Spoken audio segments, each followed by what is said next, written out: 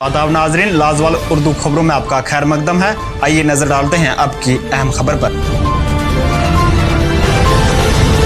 जोजिला दर्रे पर आज सुबह एक आर्मी गाड़ी का हादसा पेश आया, जिसके नतीजे में एक फौजी हलाक हुआ। इतलात के मुताबिक लेह से वापस लौट रही आर्मी कानवाई में से एक आर्मी गाड़ी जेर नंबर 18D 2J7633 रांगा मोड़ जोजिला दर्रे पर नीचे गहरी खाई में जा गिरी, जिसके नतीजे में गाड़ी पूरी तबाह हुई और एक फौजी भी मारा गया। ब्यूरो रिपोर्ट गांधरबल से फिरोज खान के साथ मुख्तार शाह।